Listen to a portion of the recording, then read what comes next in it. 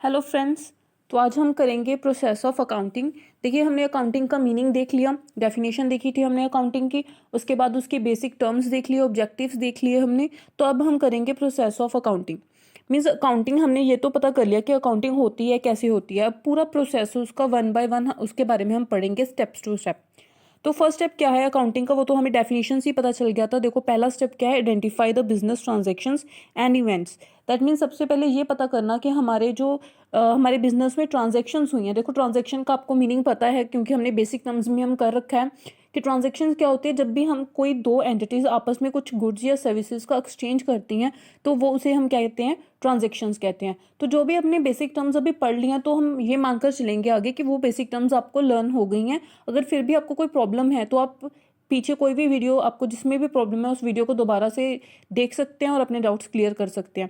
तो आगे हम ये basic terms as it is use करने वाले हैं। तो ट्रांजेक्शन्स को आइडेंटिफाई करना, दैट मीन्स हमारे बिजनेस में टोटल कौन कौन सी ट्रांजेक्शन है, कहाँ कहाँ ट्रांजेक्शन है, तो वो हम आइडेंटिफाई करेंगे सबसे पहले अकाउंटिंग की प्रोसेस में।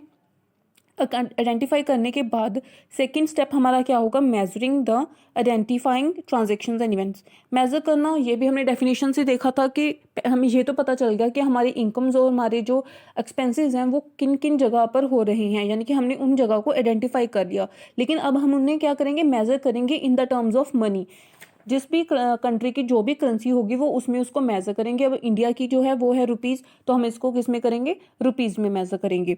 तो मेजर करना मीन्स कि अगर हमने ये तो पता कर लिया कि हमारा रेंट जो है हमने पे किया है, लेकिन वो कितना पे किया है या उस पर कितना हमारा एक्सपेंस हुआ, या हमने कोई चीज़ है वो सेल किया उससे हमारी कितनी इनकम हुई, तो वो चीज़ देखना उसको हम कहते हैं मेजर। ठीक है, तो हमने आइडेंटिफाई किया अकाउंटिंग में, फिर हम करेंगे मेजरिंग। और third the most important part जो है इसका वो है रिकॉर्डिंग। ठीक है, इसको थोड़ा सा न्यू है ये। देखिए, प्रोसेस ऑफ अकाउंटिंग के अभी हम जो समझने वाले हैं ये पूरी अकाउंटिंग का प्रोसेस है, द होल अकाउंटिंग। बट अभी क्या है, सिर्फ आपको ओवरव्यू है इसका। ओवरव्यू इसलिए है क्योंकि एक तो प्रोसेस ऑफ अकाउंटिंग कर रहे हैं हम सिर्फ, इसमें जो एक एक चीज़ आएगी ना वो हम डिटेल में आगे आने वाली वीडियोस में करने वाले हैं। तो वहाँ पर हम डिटेल में पढ़ेंगे। अभी हम उन सब चीज़ों का ओवरव्यू लेंगे कि अकाउंटिंग होती कैसे है।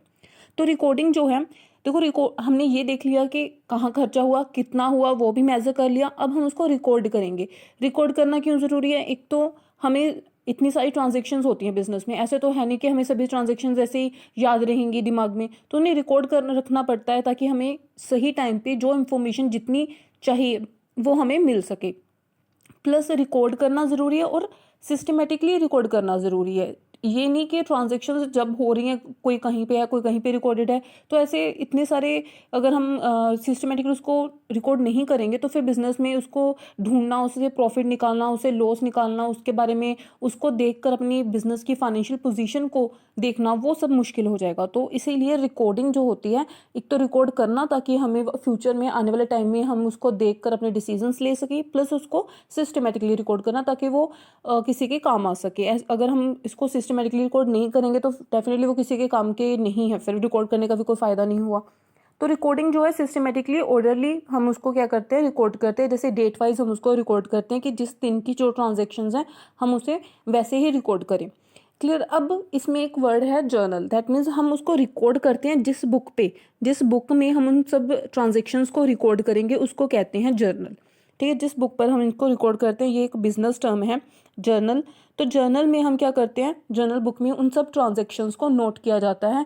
जर्नल की भी बुक की आगे आप समझ लीजिए, जैसे हम कह सकते हैं सब बुक कह सकते हैं, और आप कह सकते हैं सब डिवाइडेड है जो हमारी वो बुक, उसको आगे कई बुक्स होती हैं जिसको हम कहते हैं सब्सिडरी बुक्स। तो जर्नल बुक मेन बुक होती है, उसके आगे कई टाइप्स होती हैं, तो उसको हम क्या देते हैं, सब्सिडरी बुक्स। फॉर एग्जाम्पल हमारा क्या होता है, कैश जर्नल, जिसमें कैश से रिलेटेड जो है ट्रांजैक्शंस रिकॉर्ड की जाती हैं। एक हो जाता है हमारा परचेजेस जर्नल, जिसमें परचेजेस से रिलेटेड सभी ट्रांजैक्शन रिकॉर्ड की जाती हैं। सेल्स जर्नल, जिसमें सेल्स से रिलेटेड सभी ट्रांजैक्शंस रिकॉर्ड की जाती हैं। देखो, अगर एक साथ पे सभी ट्रांजैक्शंस रिकॉर्ड होंगी, बिल्कुल अलग अलग ऐसे उनको क्लासीफाई नहीं किया जाएगा, तो क्या होगा कि हम उनसे कोई ना कोई फ़ायदा नहीं ले पाएंगे, उसके बेसिस पे कोई भी डिसीजन नहीं ले पाएंगे। लेकिन अगर हम उसको सब डिवाइड कर दे, लाइक कैश के रिलेटेड जितनी भी ट्रांजेक्शन पे एक साइड पे रख दे, परचेजेस की एक साइड पे, सेल्स की एक साइड पे, तो हम उससे ज़्यादा अच्छी इंफॉर्मेशन ले सकते हैं। ठीक है, उसको ज़्यादा अच्छे से यूज़ कर सकते हैं उस इंफॉर्मेशन को। तो इसलिए ये जर्नल बुक बनाई गई और जर्नल बुक को आगे सब डिवाइड किया गया है, जिससे हम क्या, परचेज की सभी ट्रांजेक्शन, क्योंकि देखो ओनर जो होता है ना बिजनेस का, बहुत बिजी पर्सन है, उसके पास इतना टाइम नहीं होता कि वो एक एक ट्रांजेक्शन्स को बैठ कर देखे और फिर उसमें से परचेजेस की सभी ट्रांजेक्शन निकाले, फिर उसमें से सेल्स की सभी ट्रांजेक्शन्स निकाले। तो इसीलिए टाइम को सेव करने के लिए और एफर्ट्स को सेव करने के लिए हम क्या करते हैं, बुक्स को डिवाइड कर देते हैं और सब्सिडरी बुक्स बना लेते हैं, और एक तरह की सिमिलर नेचर की जो ट्रांजेक्शन्स है उनको हम एक जगह इकट्ठा कर देते हैं। तो इससे क्या होता है, हमें और ज़्यादा फायदा होता है। तो मेन जो बुक है उसको हम क्या कहते हैं, journal book. That means recording किस में की जाती है, जर्नल में की जाती है। अब रिकॉर्ड तो हमने सभी ट्रांजेक्शन्स कर ली, अलग अलग उनको कर दिया, परचेजेस के हमने अलग जर्नल बना लिया, हमने सेल्स का अलग जर्नल बना लिया। उसके बाद आता है हमारा fourth step, that is classifying the business transactions. अब क्लासिफिकेशन में क्या होता है, देखिए क्लासीफाइंग में क्या होता है, सिस्टमेटिक एनालिसिस होता है उस डाटे का जो हमने ऊपर रिकॉर्ड किया गया है, ताकि इसमें ये देखा जाता है कि वन नेचर की जो एक तरह की सिमिलर ट्रांजेक्शन्स हैं या इवेंट्स हैं या एंट्रीज हैं वो एक जगह पर हों। फॉर एग्जांपल इसमें क्या होता है कि इसमें लेजर्स बनाए जाते हैं। इसमें एक और बेसिक टर्म है लेजर। तो लेजर एक बुक होती है जिसमें सिमिलर ट्रांजेक्शन्स इकट्ठी करके उनको एक अकाउंट के अंदर उनको लिखा जाता है। अभी इसमें एक वर्ड आ रहा है अकाउंट। फॉर एग्जाम्पल जैसे आपके ट्रैवलिंग एक्सपेंसेस हुए आपके बिजनेस के, प्रिंटिंग एंड स्टेशनरी एक्सपेंसेस हो रहे हैं आपके बिजनेस के, एडवर्टाइजिंग एक्सपेंसेस हो रहे हैं। तो ये सब जो एक्सपेंसेस हैं ये हमने जब हमने जर्नल में रिकॉर्ड किए, हमने अलग अलग करके रिकॉर्ड कर लिए इन सबको, लेकिन फिर हम एक एक्सपेंसेस अकाउंट बनाएंगे और जिसमें इन सभी ट्रांजेक्शन्स को लिखेंगे, जिससे हमें ये पता चलेगा कि आखिर हमारे बिजनेस के टोटल एक्सपेंडिचर हो कितने रहे हैं।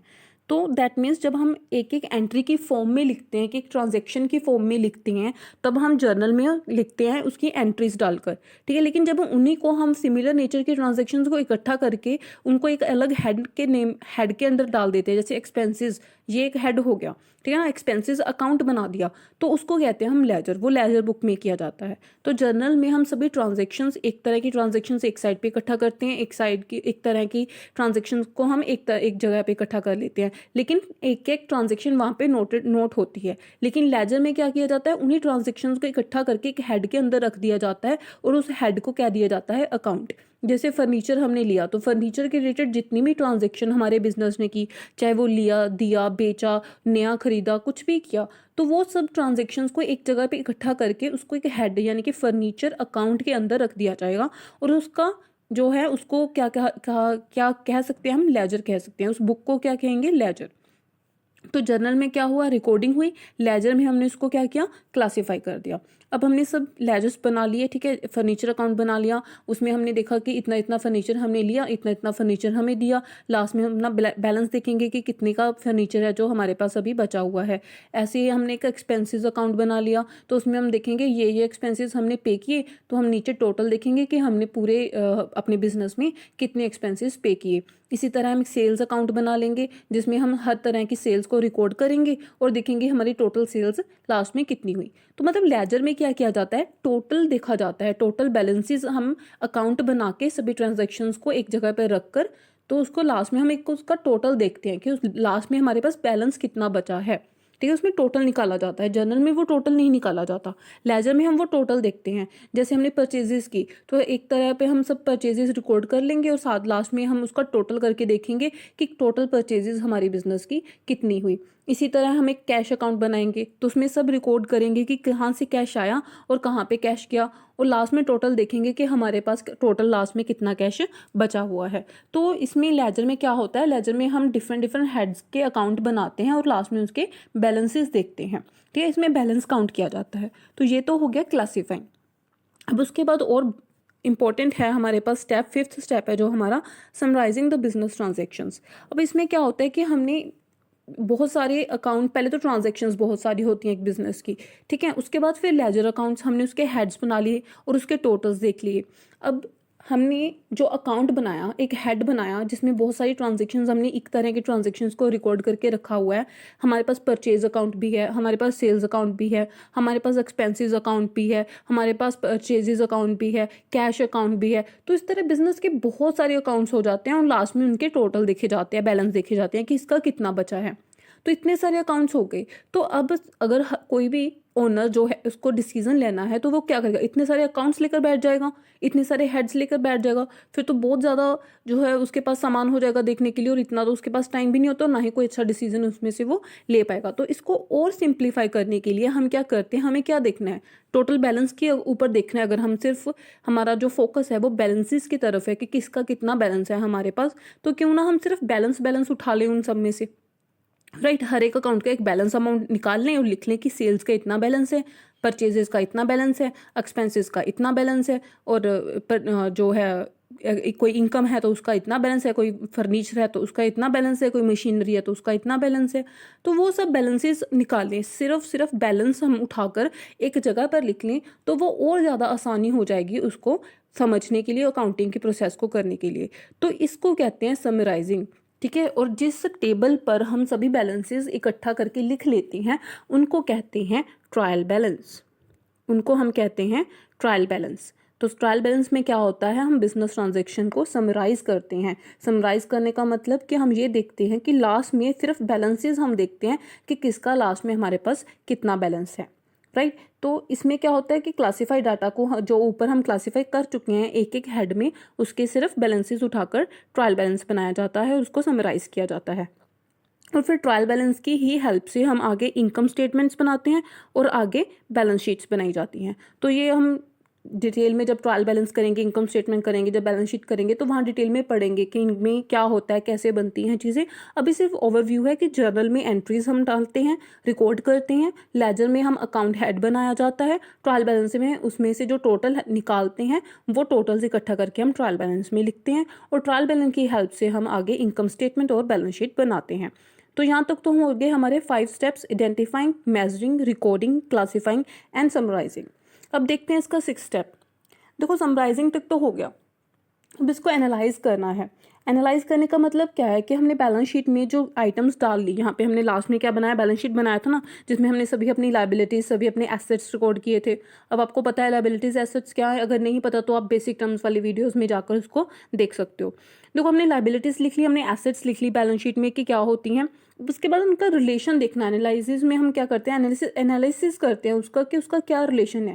दैट मीन्स हमने ये तो लिख लिया कि हमारी इतनी लायबिलिटीज है, बैलेंस शीट में इतना एसेट्स है, क्या उसको देखकर हम ये बता सकते हैं कि बिजनेस की पोजीशन क्या है, कैसे फाइनेंशियल पोजीशन है, बिजनेस अच्छा चल रहा है या बुरा चल रहा है या कैसा चल रहा है, एक आम व्यक्ति नहीं बता सकता। तो ये दो जो स्टेप्स हैं ना, एनालाइजिंग एंड इंटरप्रेटिंग, ये यही है। इनमें क्या किया जाता है, पहले तो रिलेशन देखा जाता है उन दोनों का, लाइक हमारे पास इतना पैसा है बिजनेस में कि हम अपनी लायबिलिटीज पे कर सकते हैं। अगर हमारे बिजनेस में पैसा है तो क्या वो लिक्विड फॉर्म में है, लिक्विड फॉर्म भी हमने की थी बेसिक टर्म्स में, या फिर वो फिक्स्ड एसेट्स की फॉर्म में है।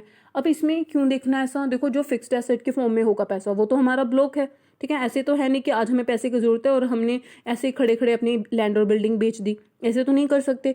तो ये भी देखना होता है कि कितना पैसा हमारा फिक्स्ड एसेट के फॉर्म में है, कितना हमारा लिक्विड है, कितना हमारे पास कैश है, क्या वो सफिशिएंट है हमारी लायबिलिटीज को पे करने के लिए। तो ये जो एनालिसिस बैलेंस शीट को देखकर किया जाता है, यही है हमारा 6 स्टेप, एनालिसिस करना। और एनालिसिस करने के बाद वो जो इन्फॉर्मेशन निकल कर आती है उसके बेसिस पे इंटरप्रेट करना बैलेंस शीट को।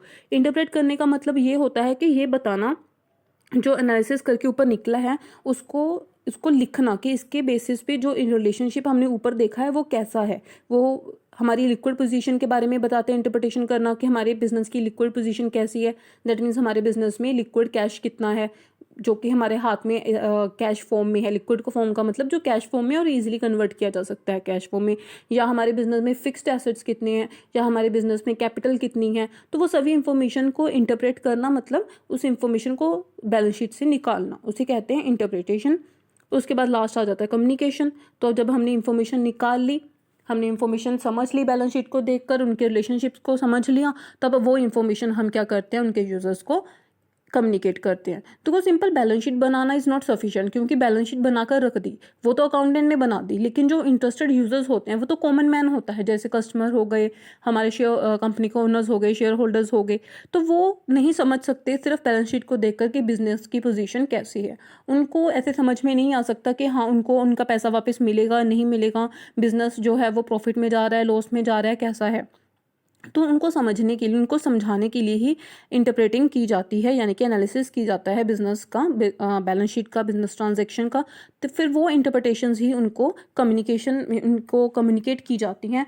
किसके थ्रू कम्युनिकेट की जाती हैं? जैसे balance sheets, income statements publish करवाई जाती हैं और फिर उनको दी जाती हैं, ठीक है। और फाइनेंशियल स्टेटमेंट्स जो हैं वो पब्लिश होकर, और साथ में उनकी इंटरप्रिटेशन जो है वो पब्लिश होकर इंटरेस्टेड यूजर्स तक पहुंचाई जाती है। तो इस तरह कम्युनिकेशन जो है क्लास में वो की जाती है। तो ये अकाउंटिंग की प्रोसेस आइडेंटिफिकेशन से स्टार्ट होती है और कम्युनिकेशन पर ख़त्म होती है। हम एक बार इसका फिर से एक समराइज़ कर लेते हैं इसको। देखो लास्ट में इसको समाप्त करके हम देखते हैं कि सबसे पहले हमने क्या किया था। आइडेंटिफाई किया कि कौन कौन सी ट्रांजेक्शन्स हुई, कितनी कितनी हुई, फिर हमने मेज़र किया, फिर उसको जर्नल एंट्रीज के रूप में उसको रिकॉर्ड किया। कहाँ पर रिकॉर्ड किया? हमने जर्नल बुक में रिकॉर्ड किया, या फिर हम कह सकते हैं सब्सिडरी बुक्स में रिकॉर्ड किया। रिकॉर्ड करने के बाद हमने उसको क्लासीफाई किया डिफरेंट डिफरेंट अकाउंट्स में, एक हेड के अंदर उनको डाला, क्लासीफाई किया, जिसको हम कहते हैं लेजर बुक। उसके बाद हमने क्या किया? उनको समराइज़ किया, यानी कि उससे हमने ट्रायल बैलेंसेस बनाए, उनके टोटल्स को देखा, और ट्रायल बैलेंस की हेल्प से हमने इनकम स्टेटमेंट्स, बैलेंस शीट्स बनाई। बैलेंस शीट बनाने के बाद हमने उनको एनालिसिस किया और उसके इंटरप्रेटिंग की, यानी कि उसके इंटरप्रिटेशंस निकाले कि ये बैलेंस शीट क्या क्या रही है, और फिर उसको कम्युनिकेट किया उसके इंटरेस्टेड यूजर्स के साथ, ताकि वो अपने डिसीजंस ले सकें, ईजिली ले सकें। और इंटरेस्टेड यूजर्स कोई भी हो सकते हैं, इंटरनल भी एक्सटर्नल भी, ठीक है। इंटरनल आपको पता है कौन से होते हैं? जो कंपनी के बिजनेस के अंदर के होते हैं। फॉर एग्जांपल आपका स्टाफ हो गया, आपकी मैनेजमेंट होगी, आपके ओनर्स हो गए। और एक्सटर्नल यूजर्स कौन से हो सकते हैं? जैसे गवर्नमेंट होगी, टैक्स अथॉरिटीज़ हो गई, कस्टमर्स हो गए, सप्लायर्स हो गए। तो ये आपके एक्सटर्नल यूजर्स हो गए, तो उनको ये कम्युनिकेट कर दिया जाता है। तो आई होप आपको अकाउंटिंग का प्रोसेस अच्छे से समझ में आया होगा। अगर फिर भी आपको कोई कहीं भी किसी भी पॉइंट में डाउट हो तो आप कमेंट बॉक्स में पूछ सकते हैं।